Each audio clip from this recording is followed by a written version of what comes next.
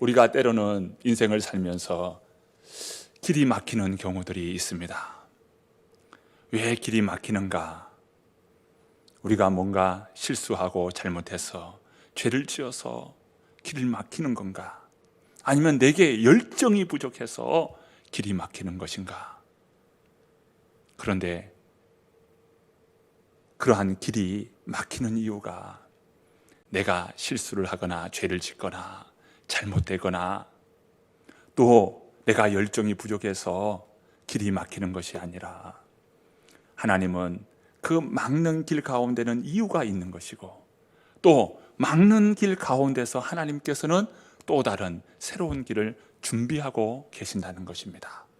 우리는 생각할 때 이 막는 길로 인해서 마음이 다치고 삶에 참 어려움을 겪으면서 삶을 내려놓는, 삶을 주저앉는 그런 삶을 살기 쉽습니다. 하나님께서 막는 이유가 분명히 있음을 알고 다른 길은 없는지 볼 수 있는 우리 성도님들 되시기를 바랍니다.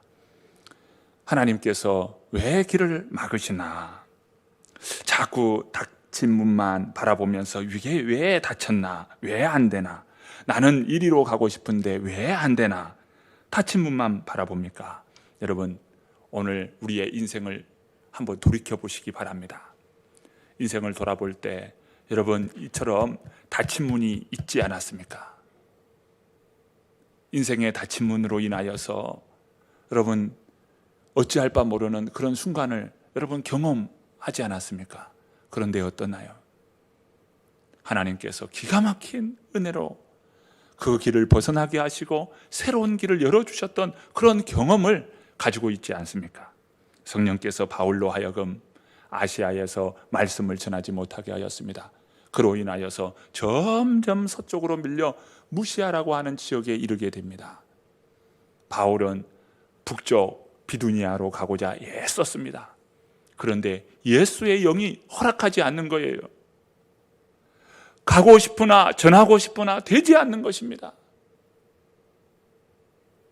이런 가운데 바울은 낙심하여 있었습니다.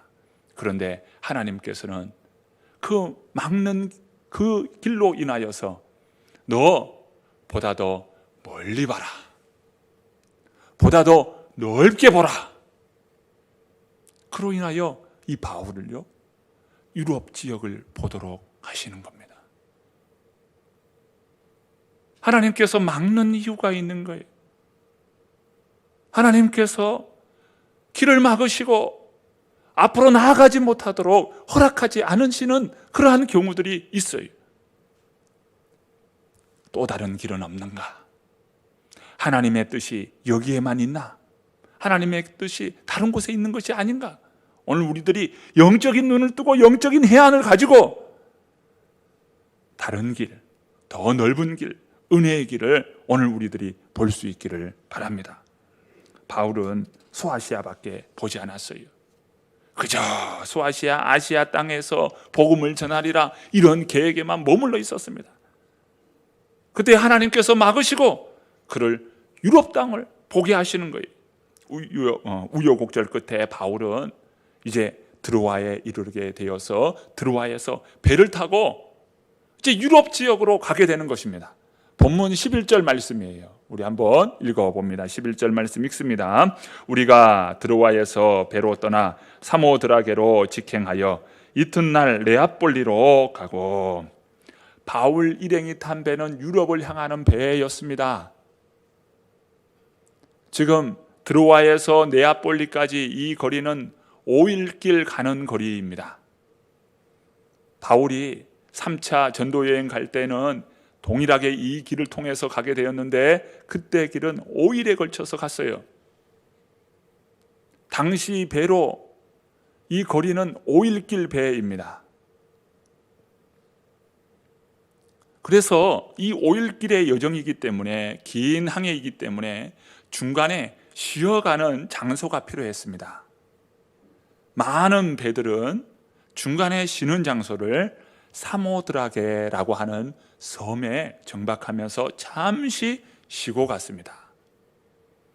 이 사모드라게 섬은 그리 크지 않은 섬이에요. 그런데 아주 높은 고산 하나가 있습니다. 해발 1600m의 고산, 바로 펜가리산인데요. 이 산이 떡하니 있는 겁니다. 그래서 사모드락의 이 섬은요, 배를 항해하는 사람들에게 이정표 역할을 했어요. 배를 한참 항해를 하다가 저기 높은 산이 보이구나. 저 산은 바로 펜가리산이구나. 사모드락의 섬이 저기에 있으니 우리의 항로가 잘 가고 있는지 이제 이 선주는 그것을 보면서 항로를 잡는 거예요. 지금이야 나침반도 잘 되어 있고 내비게이션도 있어서 항로를 벗어날 일은 없지만 고대에는 그런 게 없잖아요. 그래서 어느 특정 지역과 어떤 특정한 건물들, 그러한 섬들, 이런 것들이 중요한 이정표 역할을 했습니다. 사모드락의 섬은 높은 고산이었기 때문에 멀리서도 그 사모드락의 섬이 보였어요. 그래서 그 사모드락의 섬은 이정표 역할을 했어요. 그러면서 그 사모드락의 섬에서 잠시 머물면서 정박했습니다. 그러다 보니까 이 사모드락의 섬은 해상 교통의 요충지 역할을 하게 됩니다. 그런데 사모드락의 섬에 별명이 있어요.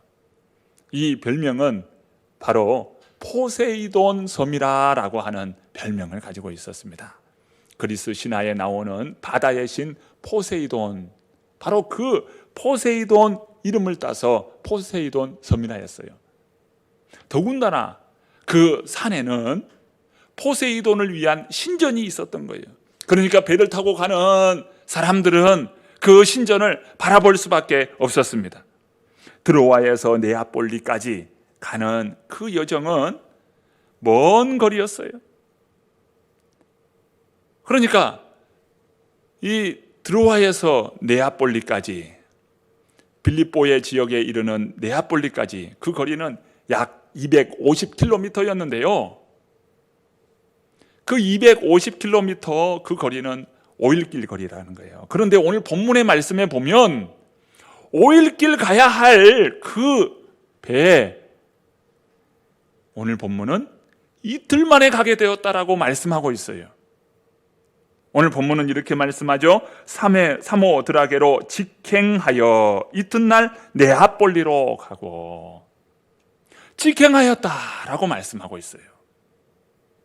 이 직행했다라고 하는 이 말은 그냥 곧바로 갔다, 직진으로 갔다, 이런 의미로서의 직행이 아니고, 이때 직행한다라고 하는 말은 황급하고 다급하여 급하게 갔다라고 하는 이러한 표현인 것입니다. 그러니까 5일길 가야 할 거리를 이틀 만에 가게 되었으니까 얼마나 급하게 간 거예요. 어떻게 그렇게 할 수 있었을까요? 당신은 노를 저어서 가는 그런 배였기 때문에 이 돛을 달고 뒤에서 바람이 불어주면 이 노를 젓는 것보다 더 빨리 갈 수 있었어요. 바람이 불어서 직행하게 되었다는 것입니다. 그러면 누가 그렇게 다급하고 지금 황급히 가야 했을까요? 바울이 지금 황급하고 다급했습니까? 아니죠. 누가 지금 다급할까요? 바로 하나님이셔요. 바로 이 직행하여라고 하는 이 낱말에는 하나님의 마음이 있는 것입니다. 왜요? 바로 유럽 지역에 죽어가는 영혼들을 향하신 하나님 아버지의 마음인 것입니다. 그러니까 이 바울을 향하여서 너는 아시아가 아니라 유럽을 향하여 가라. 작은 곳 보지 말고 넓고 더 먼 곳을 바라보라. 주님의 마음이 이 직행하여 라고 하는 이 낱말에 하나님의 마음이 있는 것입니다. 유럽 지역은 어떤 곳입니까? 로마 황제의 세속 도시가 있는 곳이고, 자기 욕심에 이끌려 살아가는 사람들이 머물렀던 사람들이에요. 그들은 화려하게 살을지는 모르지만 그들의 심령은, 그들의 영혼들은 예수 그리스도 복음 없어 죽어가는 영혼들이에요. 그런 영혼들을 향한 하나님 아버지의 마음이 바로 이틀 만에 직행하여 가게 된 것이죠. 자, 바울 일행은 이렇게 사모드라게를 지나서 네아폴리, 그리고 한 성, 바로 빌립보에 이르게 됩니다. 자, 본문 12절 말씀이에요. 함께 읽어봅니다. 거기서 빌립보에 이르니 이는 마게도냐 지방의 첫 성이요 또 로마의 식민지라 이 성에서 수의를 유하다가, 빌립보를 설명하면서 마케도냐의 첫 성이라고 말씀합니다. 마케도냐는 주 이름이에요. 마케도냐 주 가운데에 빌립보라고 하는 그 도시가 있는데, 이 도시는 이 마케도냐의 첫 성이다, 이렇게 말하고 있는 겁니다. 그러면 여기서 첫 성이라고 하는 것은 순서적으로 첫 번째다, 이렇게 우리가 볼 수 있어요. 그런데 순서적으로 빌립보는 첫 성이 아닌 것입니다. 그러면 마케도냐 가운데에 여러 도시들이 있는데 도시 가운데 가장 큰 도시구나, 이렇게 생각하기 쉬운데 그것도 아닙니다. 빌립보시보다 더 큰 도시는 바로 데살로니가 시였어요. 그러면 어떤 의미에서 이 빌립보, 이 도시를 첫 성이라고 말했을까요? 바로 빌립보 성은 마케도냐에 여러 도시들이 있지만 그 중에서 가장 중요한 도시라는 거예요. 그리고 마케도냐에 상징되는 도시라는 겁니다. 그런 의미에서 빌립보는 첫 성이라는 거예요. 그래서 첫 성이다라고 하는 이 말은 관용적인 표현인 것입니다. 무슨 말일까요? 가장 중요하고 상징되는 도시이다. 무엇이 그렇게 중요하고 상징적인 도시였을까요? 본래 이 빌립보 성은 그 이름이 알렉산더의 아버지의 이름이 바로 필립입니다. 이 알렉산더의 아버지인 필립이 이 빌립보 지역을 점령하고 난 다음에 자신의 이름을 따서 그 지역 이름을 빌립보라고 이름을 정하게 된 것입니다. 그 이후로 바로 알렉산더, 헬라의 대제국을 이루었던 알렉산더가 이 마케도냐를 중심으로, 이 빌립보를 중심으로 세계 정복을 한 겁니다. 빌립보는 그만큼 중요한 요충지가 바로 빌립보이죠. 알렉산더는 아주 짧은 기간 안에 세계를 정복합니다. 그리고 젊은 나이에 그는 죽고 말아요. 33살에 죽게 되니까 너무 정복도 빨랐고 그의 죽음도 너무 빠르게 참 일찍 단명하고 만 것입니다. 그러고 나니까 후계자가 분명치가 않은 거예요. 그러다 보니 이 후계 구도 안에서 여러 신하들이 그 헬라 제국을 두고서 권력 다툼이 일어납니다.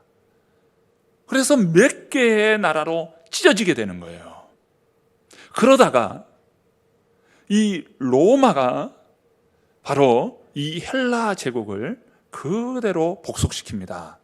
로마가 일어나게 되는 거예요. 그 중에 중요하게 여길 황제가 있는데 바로 옥타비아누스입니다. 그는 젊은 장수였어요. 젊은 장수인 그가 BC 42년경에 바로 이 빌립보 지역을 점령하게 됩니다. 그러면서 그는 황제로 등극하게 되는데 최초로 카이사르, 아우구스토라고 하는 이 칭호를 갖게 됩니다. 우리가 성경에서 예수님께서 탄생하실 때에 가이사의 영을 따라 천하에 다 호적하라 라고 하는 이러한 명령, 영이 내리죠. 그래서 요셉과 마리아가 자신의 고향 베들레헴에 가서 호적하는 그런 가운데 예수님께서 태어나게 되시잖아요. 바로 천하에 호적하라 라고 하는 그 명을 내린 사람이 바로 옥타비아누스입니다. 그러니까 이 빌립보는 대단히 중요했습니다. 빌립보를 점령한 그러한 나라는 세계를 다스릴 그런 나라가 되는 거예요. 그만큼 군사적 요충지고 전략적 요충지가 바로 빌립보입니다. 그러면서 이 옥타비아누스는 이 빌립보 지역을 점령하고 난 이후에 마케도냐 그 주의 법률과 그 문화를 따라서 이 빌립보를 통치하도록 한 것이 아니라 황제가 직접 직할하는 그런 도시로서 빌립보를 다스리게 된 거예요. 그러니까 여기는 완벽한 로마 영에 의하여 움직이는 그러한 도시가 빌립보 지역입니다. 얼마나 중요했는지를 알 수 있는 것이죠. 빌립보에서 바다 쪽을 내려다 보면 바로 네아폴리라고 하는 항구가 있습니다. 네아폴리.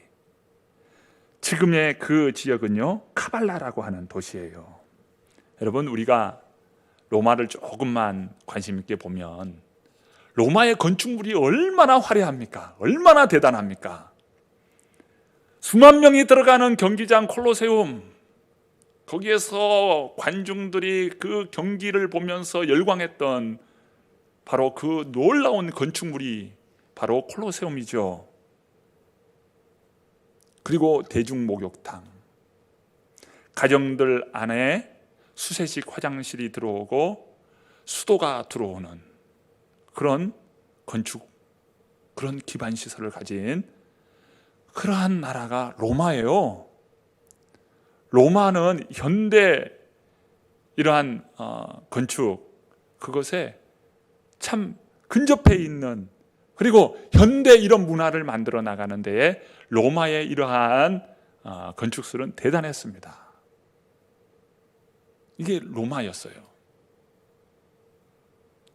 특별히 로마는요, 길을 얼마나 잘 닦았는지 몰라요. 모든 길은 로마로부터 길은 시작된다 이거예요. 유럽을 관통하는 어마어마한 이 대로가 있습니다. 그 대로가 비아 에그나티아라고 하는 대로예요. 비아 에그나티아. 그 도로가 어떻게 생겼는지 한번 보고자 해요. 우리 잠깐 우리 방송실에서 화면을 띄워주시기 바랍니다. 먼저 지도입니다. 왼쪽이 로마이고요. 그리고 오른쪽 끝이 이제 아시아 대륙입니다. 그러니까 유럽을 관통하는 건데요. 그 관통하는 저 빨간색으로 가운데를 쭉 그어져 있죠. 저 길이 비아 에그나티아 대로입니다. 자, 사진 한 장 넘겨보셔요. 넘겨보시면 다음 한 장 넘겨주시기 바랍니다. 네, 화면을 넘겨주세요. 안 넘어갑니까?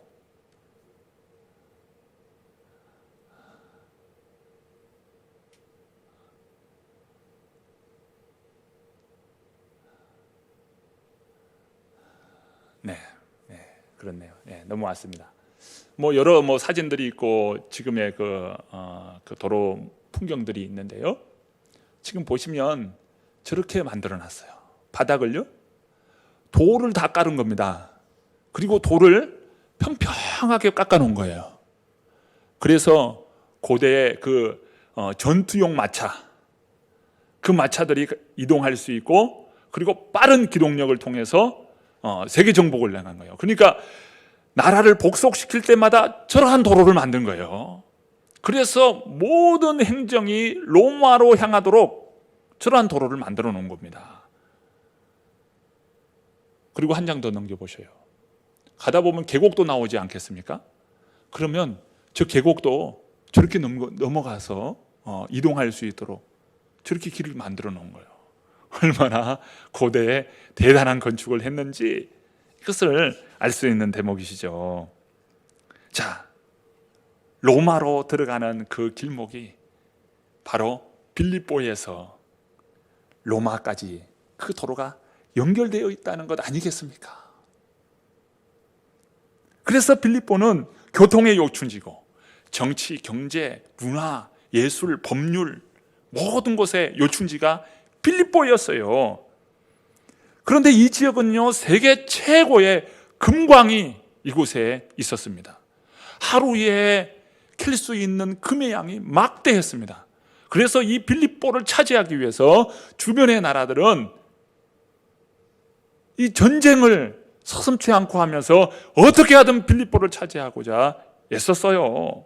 그러니까 쟁탈전이 벌어졌던 것입니다. 그런 와중에 이 알렉산더의 아버지 빌립이 바로 이 빌립보를 점령하게 되었고, 이 아들인 알렉산더는 바로 이 빌립보를 중심으로 해서 세계 정복을 이루어간 거예요. 결국 이 빌립보를 점령한 로마가 이제 세계를 정복하는 그런 나라가 된 것이죠. 그러면서 이 마케도냐 주 밑에 두지 않고 이곳을 로마 영이 직접 관리하는 지칼시로서 빌립보를 두었다는 거예요. 그만큼 중요했습니다. 황제의 직속 부대가 이 빌립보 지역에 있었고요. 그래서 빌립보 지역에는 엄청난 군인들이 이곳에 머물러 있었습니다. 그 명성답게 로마 황제는요, 이 빌립보시를 아주 탈바꿈시킵니다. 로마의 건축물, 로마의 그 화려한 그러한 건물들로 이 빌립보시를 완전히 바꿔놨어요. 그리고 모든 남자들은 로마 시민이 아니면 살 수 없도록 만들었습니다. 그래서 로마 시민권이 없는 그러한 사람들은 추방시켰어요. 이렇게 되니까 나는 빌립보 시민이다. 이것은요, 나는 로마 시민이다 라는 것입니다. 그 자긍심이 이 빌립보 사람들에게는 엄청났던 거예요. 그런 가운데에 바로 이 바울과 그 일행이 그곳에 당도하여서 그 지역을 보게 됩니다. 자, 오늘 말씀에 보면 12절에 보면 유하다라고 하는 이 낱말이 등장합니다. 그곳에 유하였다. 이 유하다라고 하는 이 낱말은 배회한다라고 하는 낱말이에요. 그러니까 어디로 가야 할지를 모르는 거예요. 바울 일행은 어디를 가야 될지, 어느 곳에 머물러야 할지 모르는 가운데 배회한 것입니다. 그러면서 화려한 건축물들, 화려한 그러한 신전들, 이러한 것들을 보면서 그들은 배회했어요. 와, 이런 건축물들이 있나? 이렇게 화려할 수가 있나? 깜짝 놀라는 것이죠. 그러면서 이들은 지금 여러 선교 여행을 거쳐왔기 때문에 그들의 행색은 아주 허름했습니다. 허름한 옷에 허름한 모습으로 그렇게 배회한 것이에요. 그러나 그 빌립보에 사는 사람들은 어떠해요? 당대 최고의 패션, 최고의 화려함, 그것을 취하고 있었어요. 얼마나 대비됐겠어요. 빌립보 사람들과 이 바울이라고 하는 이 사람과 그의 일행들은 정말 대비되는 그러한 사람들이었어요. 그러나 바울의 이 심령 안에는 활활 타오르는 열정이 있었습니다.